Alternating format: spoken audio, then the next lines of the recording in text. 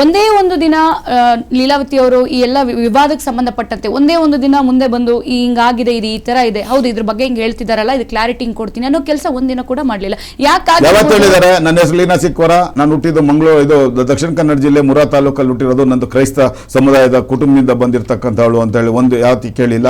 ಯಾತಕ್ಕೆ ನನಗೆ ಪ್ರಪಂಚಕ್ಕೆ ಗೊತ್ತಿರೋ ಸತ್ಯ ಆಗಿನ ಕಾಲದಲ್ಲಿ, ಈಗಿನ ನಿಮ್ಮ ಜನರೇಷನ್ ಗೊತ್ತಿರಲ್ಲ, ಈಗಿನ ಜನರೇಷನ್ ಗೊತ್ತಿರಲ್ಲ. ಈಗ 60 ವರ್ಷ 65 ವರ್ಷ ಆಗಿರ್ತಕ್ಕಂಥ ಪ್ರತಿಯೊಬ್ಬರಿಗೂ ಗೊತ್ತಿದೆ. ಯಾಕೆ ಮಹಾಲಿಂಗ ಭಾಗವತ ನಾಟಕ ಮಂಡಳಿ 13 ವರ್ಷ ಕೆಲಸ ಮಾಡಿದ್ದಾರಲ್ಲ, ಅದನ್ನ ಯಾಕೆ ಮುಚ್ಚಿಡುವಂತ ಕೆಲಸವನ್ನ ಮಾಡಿದ್ರು? ಮಹಾಲಿಂಗ ಭಾಗವತರ ಜೊತೆಗೆ ಮದುವೆ ಆಗಿರೋಂಥ ಫೋಟೋ ಆಗಿನ ದಿನಮಲ್ಲರು ದಿನಸೂಡರ್ ಪತ್ರಿಕೆಗಳಲ್ಲಿ ಬಂದಿರುವಂತ ಫೋಟೋ, ಅದು ಬೇರೆ ಅಲ್ಲ.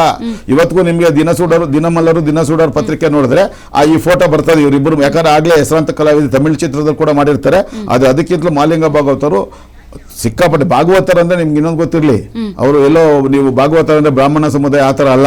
ಯಾಕೆ ಬ್ರಾಹ್ಮಣ ಅಂತಂದ್ರೆ ಯಾವ ಮಹಾಲಿಂಗ ಭಾಗವತರವರು ಸಂಸ್ಕೃತ ಶಿರೋಮಣಿ, ಅದೇ ಹೆಸರಲ್ಲೇನೆ ಲೀಲಾವತಿಯವರ ಮಾಲೀಕತ್ವ, ಈಗಿನ ಮಾಲೀಕತ್ವದಲ್ಲಿರ್ತಕ್ಕಂಥ ಚೆನ್ನೈನಲ್ಲಿರ್ತಕ್ಕಂಥ ನಾನೇನು ದಾಖಲೆ ಬಿಡುಗಡೆ ಮಾಡಿದ್ದೀನಿ, ಅಲ್ಲಿರ್ತಕ್ಕಂಥ ಸಮಾಧಿ ನೀವು ನೋಡಿದ್ರೆ ಬನ್ನಿ, ನಿಮ್ಮನ್ನು ಕರ್ಕೊಂಡೋಗಿ ತೋರಿಸ್ತೀನಿ.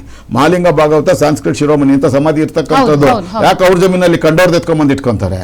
ಇವಾಗ ನಿಮ್ ಜಮೀನಲ್ಲಿ ನಮ್ಮ ತಂದೆ ಏನಾಡ್ತಿರೋದು, ನಮ್ಮ ತಂದೆಯವ್ರದ್ದು ಸಮಾಧಿ ನಿಮ್ ಜಮೀನಲ್ಲಿ ಹಾಕಕ್ ಸಾಧ್ಯ ಇದೆಯಾ?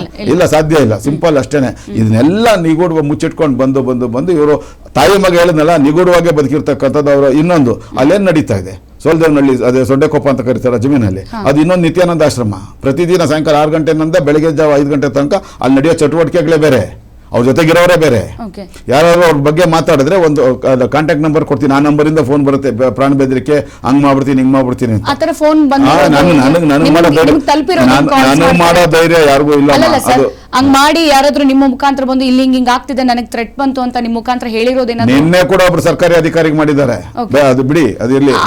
ವಿಚಾರಕ್ಕೆ ಸಂಬಂಧಪಟ್ಟಂತೆ ತನಿಖೆ ಮಾಡಲ್ಲ? ಇಲ್ಲ, ಅದು ನಾನು ನಿನ್ನೆ ಮಾಡ್ತೀನಲ್ಲ, ನಿನ್ನೆ ಮಾಡಿದಾರೆ, ಅದು ಮಾಡೇ ಮಾಡ್ತೀನಲ್ಲ. ನಾನು ಎಲ್ಲಿ ಬಿಡ್ತೀನಿ? ಒಂದ್ಸಾರಿ ಕೈ ಹಿಡಿದ್ಮೇಲೆ ನಾನು ಅದು ಕೊನೆಗೆ ಒಂದು ಲಾಜಿಕ್ ಎಂಡ್ ತಗೊಂಡೋಗೋ ತನಕ ಬಿಡೋ ಪ್ರಮೇಯನೇ ಇಲ್ವಲ್ಲ. ಇಲ್ಲಾಂದ್ರೆ ನಾನು ಆತರ ಮಾಡಂಗಿದ್ರೆ ನನಗೆ ಯಾವಾಗ ನಮ್ಮ ಮನೆ ಮುಂದೆ ಫೈರಿಂಗ್ ಆಯ್ತು ಅಥವಾ ಪಿಸ್ತೂಲ್ ಇಟ್ಕೊಂಡು ನಮ್ಮ ಇದು ಹತ್ಯೆ ಮಾಡಕ್ ಬಂದಿದ್ರು, ಅವಾಗಲೇ ಭಯ ಬಿದ್ದು ಬೆಂಗಳೂರು ಬಿಟ್ಟು ಹೊರಬರ್ಬೇಕಾಯ್ತು. ನಾನು ಅದಕ್ಕೆಲ್ಲ ಹೋಗೋವಲ್ಲ. ಯಾಕಂದ್ರೆ ನಾನು ಸಾವುಗೆ ಸಿದ್ಧನಾಗೆ ಬಂದಿರತಕ್ಕಂಥದ್ದು ಹೋರಾಟಗಾರನಿಗೆ ವ್ಯವಸ್ಥೆಯನ್ನು ಬದಲಾಯಿಸಬೇಕು ಅಂತ ನಮ್ಮ ಕುಟುಂಬವನ್ನು ಕೂಡ ಅದಕ್ಕೆ ಸಿದ್ಧ ಮಾಡ್ಬಿಟ್ಟಿದ್ದೀನಿ. ಅವರು ಕೂಡ ನನ್ನ ಹೋರಾಟಕ್ಕೆ ಸದಾಕಾಲ ಸಪೋರ್ಟ್ ಮಾಡೋದ್ರಿಂದ ನಾನು ತಲೆನೇ ಕೆಡ್ಸ್ಕೊಳ್ಳೋಕೆ ಹೋಗಲ್ಲ ಇಂಥದಕ್ಕೆಲ್ಲ.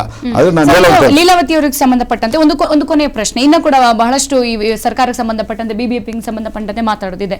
ಈಗ ಲೀಲಾವತಿ ಅವರ ಮನೆಯಲ್ಲಿ ಒಂದು ಫೋಟೋ ಇದೆ, ಅದು ಕೂಡ ಇರುವಂತದ್ದು ಡಾಕ್ಟರ್ ರಾಜ್ಕುಮಾರ್ ಸರ್ ವಿನೋದ್ ಅವರನ್ನ ಎತ್ಕೊಂಡು ಇರುವಂತಹ ಫೋಟೋ. ಜನರನ್ನ ಗೊಂದಲದಲ್ಲಿ ಸಿಲುಕಿಸುವಂತ ಕೆಲಸವನ್ನ ಬೇರೆಯವರ ಮೂಲಕ ಇವರು ಮಾಡ್ಕೊಂಡು ಬರ್ತಾ ಇದ್ರು.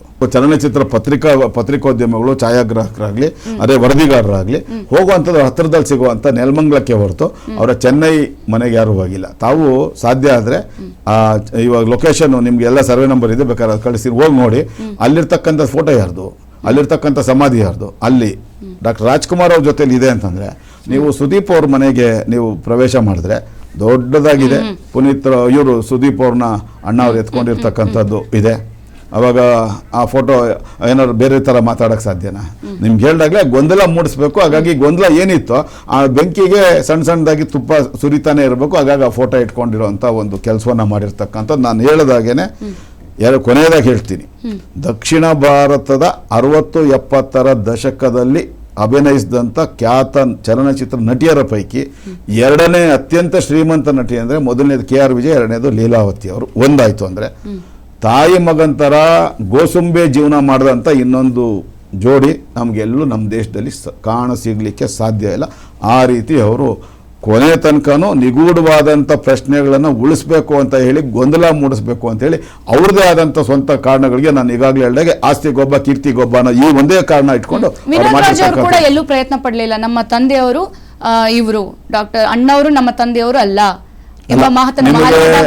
ಅವರೇನಾದ್ರು ಒಂದು ಸಮಯ ಮಾತಾಡಿದ್ರೆ ಅವ್ರ ವಿರುದ್ಧ 100 ಪ್ರಕರಣ ದಾಖಲಿಸ್ತೀವಿ. ಕಳೆದ ವರ್ಷನೇ ಅವರಿಗೆ ಲೀಗಲ್ ನೋಟಿಸ್ ಕೊಟ್ಟಿದ್ದೀವಿ.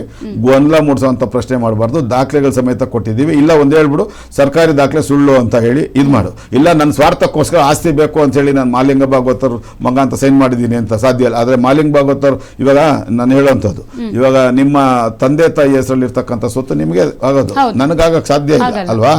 ಒಂದು ವೇಳೆ ನಿಮ್ಮ ತಂದೆಯವ್ರೇನಾದ್ರು ವಿಲ್ ಬರೆದ್ರೆ ನಿಮ್ಗೆ ಅಲ್ಲದೆ ನಿಮ್ಮ ಸೋದರ ಸಂಬಂಧಿಗಳು ಕೊಡ್ಬೋದು ಹೊರತು ಬೇರೆಯವರು ಕೊಡ್ಲಿಕ್ಕೆ ಬರೋದಿಲ್ಲ.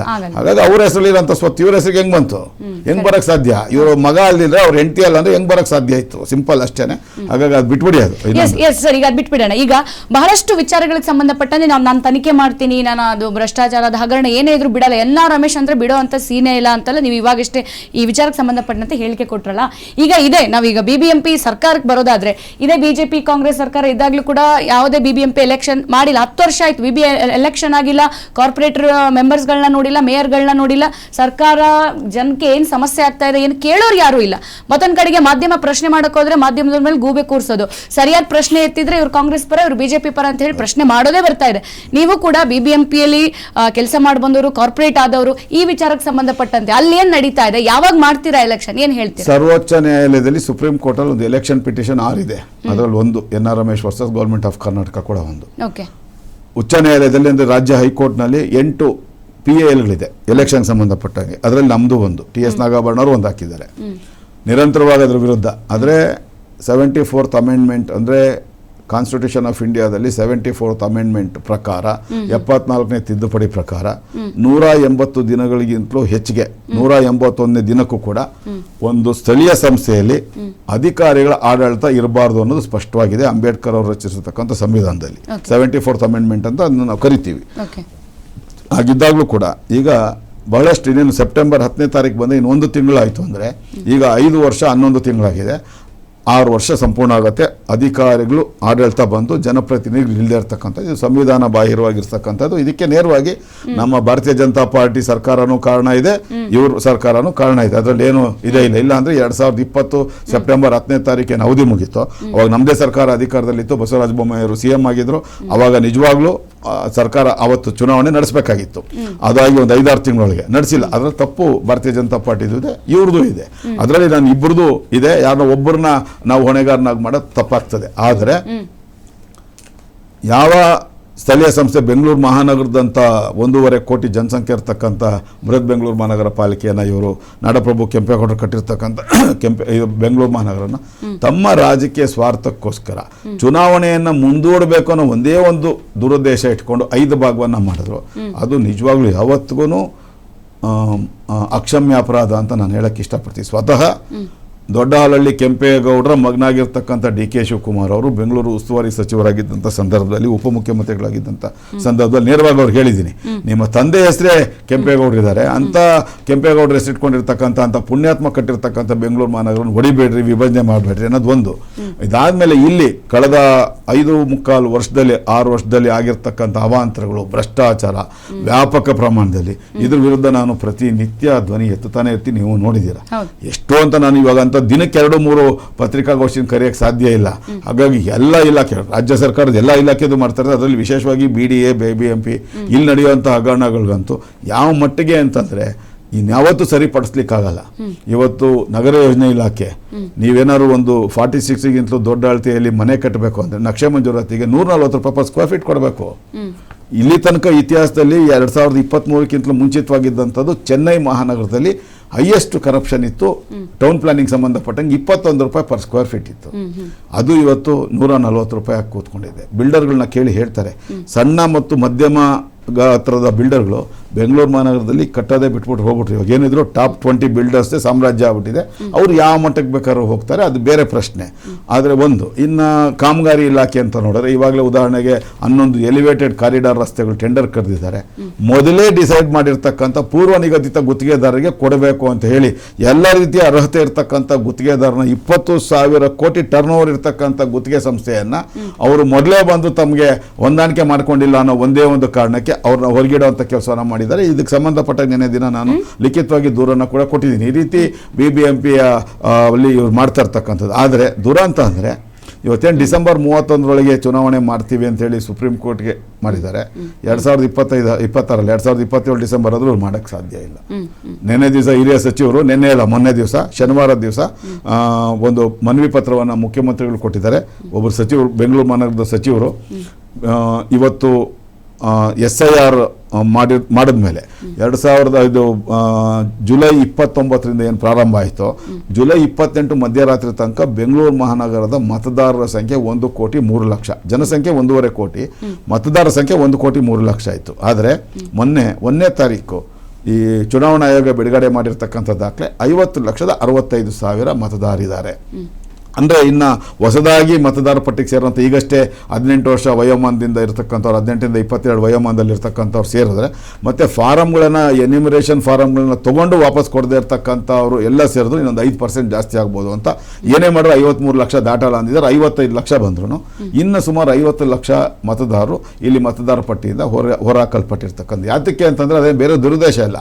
ಇಲ್ಲಿ ಇದು ನಮ್ಮ ಮೆಟ್ರೋಪಾಲಿಟನ್ ಸಿಟಿ, ಇಲ್ಲಿ ವಾಸ ಮಾಡ್ತಾ ಇರ್ತಕ್ಕಂಥ ಅರ್ಧಕ್ಕರ್ಧ ಜನ ಕಳೆದ 3 ವರ್ಷಗಳಿಂದ ಈಚೆಗೆ ನಡೆದಿರ್ತಕ್ಕಂಥ ರಾಜಸ್ಥಾನ, ಮಧ್ಯಪ್ರದೇಶ, ದೆಹಲಿ, ಒರಿಸ್ಸಾ, ಪಶ್ಚಿಮ ಬಂಗಾಳ, ಬಿಹಾರ, ಅಸ್ಸಾಮು, ತಮಿಳುನಾಡು, ತೆಲಂಗಾಣ, ಕೇರಳ ಮತ್ತು ಆಂಧ್ರ ಪ್ರದೇಶ, ಪುದುಚೇರಿ ರಾಜ್ಯಗಳಲ್ಲಿ ಏನು ಚುನಾವಣೆ ನಡೆದಿದೆ, ಇಲ್ಲಿರ್ತಕ್ಕಂಥವರು ಆ ಭಾಗದಿಂದ ಬಂದಿರತಕ್ಕಂಥ ಅಲ್ಲೋಗಿ ಮತದಾನ ಮಾಡಿರೋದ್ರಿಂದ ಇಲ್ಲಿ ಅವರು ಮತದಾನದ ಹಕ್ಕನ್ನು ಕಳ್ಕೊಂಡಿದ್ದಾರೆ. ಅದು ದೇಶದ ನಾಗರಿಕನಿಗೆ ಒಂದು ಭಾಗದಲ್ಲಿ ಮಾತ್ರ ಮತದಾನ ಮಾಡ್ಬೋದು ಹೊರತು ಅಲ್ಲೊಂದ್ಸಾರಿ ಇಲ್ಲೊಂದ್ಸಾರಿ ಮಾಡ್ಲಿಕ್ಕೆ ಇಲ್ಲಿ ತನಕ ನಡ್ಕೊಂಡು ಬರ್ತಾ ಇದ್ದಾಗ ಇಲ್ಲಿ ರಾಜಕೀಯ ಪಕ್ಷಗಳು ಆಟ ಆಡ್ತಾ ಇದ್ದಂಥದ್ದು.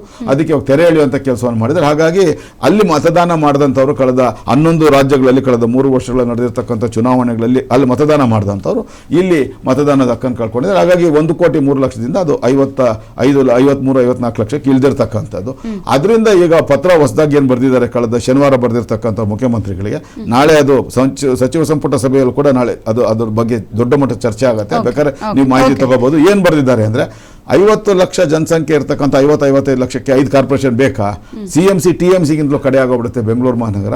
ಬೆಂಗಳೂರು ಮಹಾನಗರದ ಕೀರ್ತಿ ಅಷ್ಟು ದೊಡ್ಡ ಮಟ್ಟ ವಿಶ್ವದಲ್ಲಿರುವಾಗ ಈ ಥರ ಯಾಕೆ ಕೆಳಗಿಳಿಸಬೇಕು? 2 ಕಾರ್ಪೊರೇಷನ್ ಮಾಡಿ ಉತ್ತರ ಮತ್ತು ದಕ್ಷಿಣ ಮಹಾನಗರ ಪಾಲಿಕೆ ಮಾಡಿ ಅನ್ನೋ ಒಂದು ಸಜೆಷನ್ ಕೂಡ ಕೊಟ್ಟಿದ್ದಾರೆ.